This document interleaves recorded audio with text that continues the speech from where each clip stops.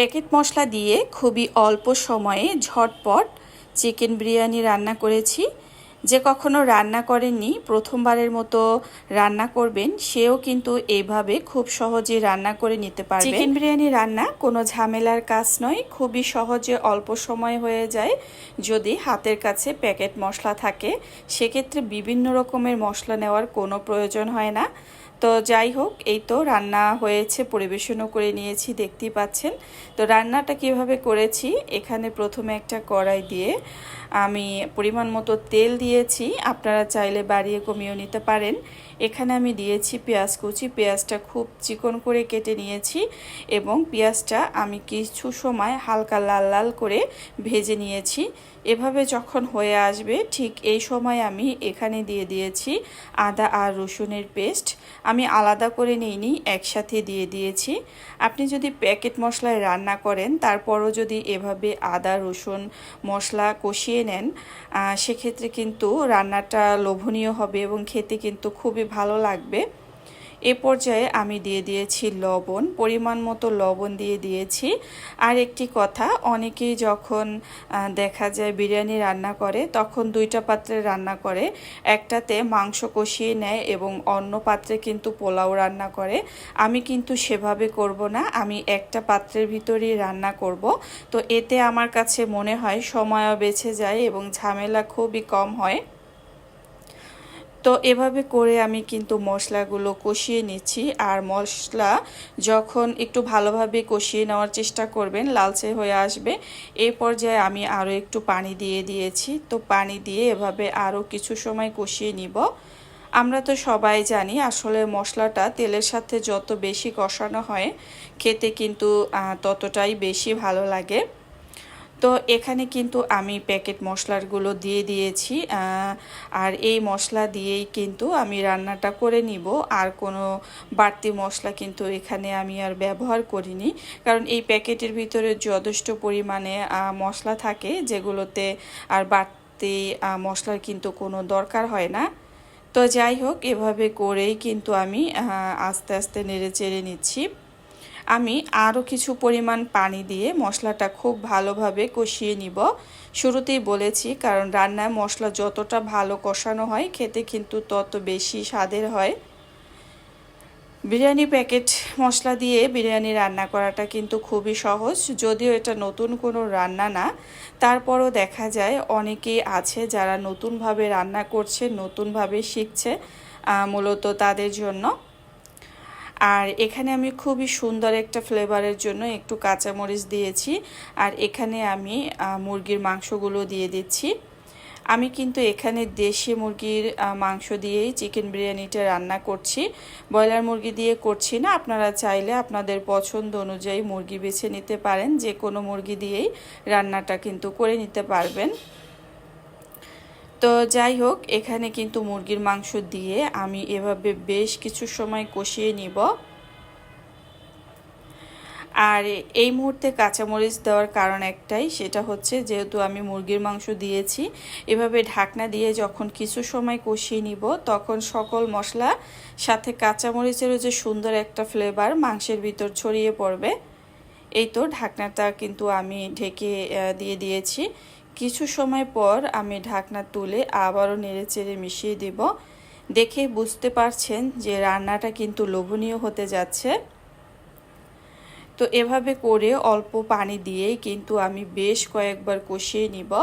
তো দেখা যায় আমার যে দেশি মুরগি নিয়েছি সেটা কিন্তু অনেকটা ওরকম বয়স্ক না, কচি মুরগি বলতে পারেন।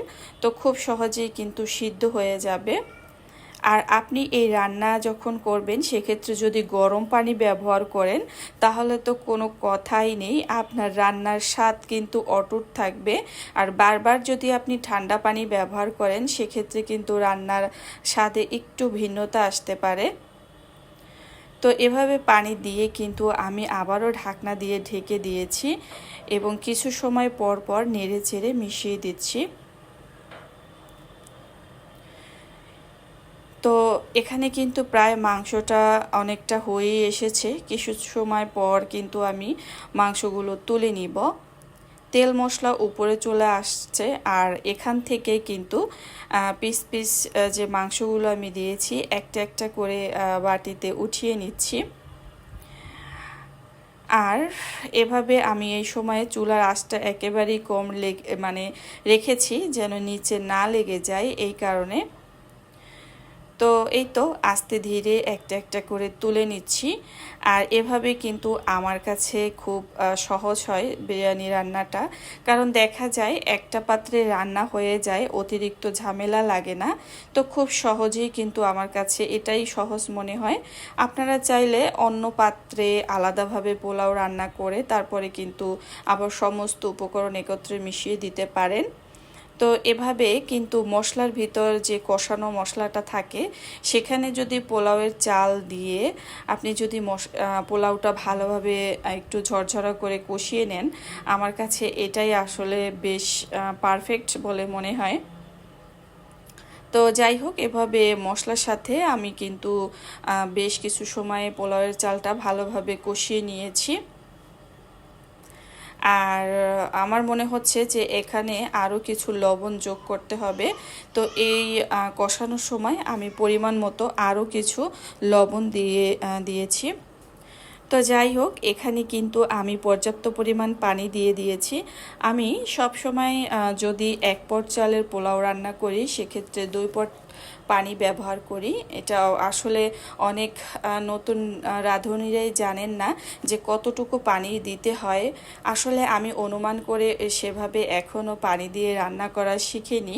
তো যাই হোক, বলে দিয়েছি যে লবণ কিন্তু দিয়ে দিয়েছি, তো এই পর্যায়ে এসে লবণটা দিয়ে দিয়েছি।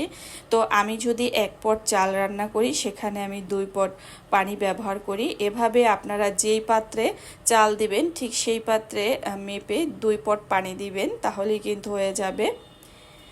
তো চালটা যখন বলক চলে আসছে আর যখন সামান্য পরিমাণ পানি ছিল, এ পর্যায়ে আমি কিন্তু গরুর দুধ সেটা দিয়ে দিয়েছি।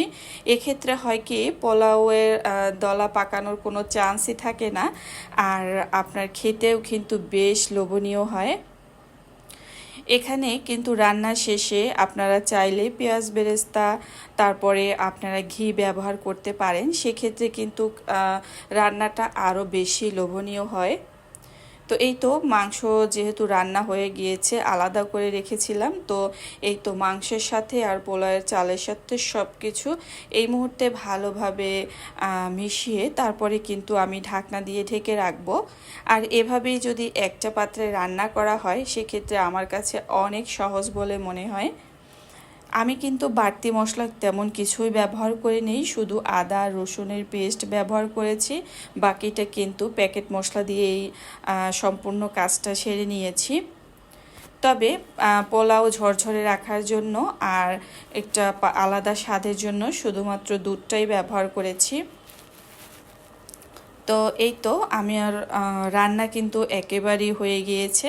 তো রান্না যেহেতু হয়ে গিয়েছে এ পর্যায়ে আপনাদেরকে আরও একবার দেখিয়ে দিলাম যে রান্নাটা কিন্তু আমার অলমোস্ট ডান। তো মাশাল্লাহ খেতে কিন্তু খুবই লোভনীয় হয়েছিল। চিকেন বিরিয়ানি রান্না করলে আমার বাসায় আমার ছেলে তো ভাতের কাছে তখন যায়ই না, যতক্ষণ বিরিয়ানি থাকবে ততক্ষণ সে এই চিকেন বিরিয়ানিই খাবে। আমি যখন রান্না করছিলাম আর বারবার এসে দেখছিল যে আমার রান্না কত দূর হয়েছে, তো আমার কাছে কিন্তু বিষয়টা খুবই ভালো লেগেছিল। আর এটা কিন্তু প্রত্যেকটা মায়ের কাছেই ভালো লাগবে যে মা যখন সন্তানের আবদারে রান্না করে দেয় আর সন্তান কিন্তু পাশে ঘোরাঘুরি করে, এটা কিন্তু প্রত্যেকটা মায়ের কাছেই ভালো লাগে। আমি যে চিকেন বিরিয়ানি রান্না করব আগে থেকে কোনো সিদ্ধান্ত নেইনি, হঠাৎ করে বলা আর এভাবে প্যাকেট মশলায় হঠাৎ করে রান্নাটা করে নিয়েছি। আজকের মতো এখানে বিদায় নিচ্ছি। আল্লাহ হাফেজ।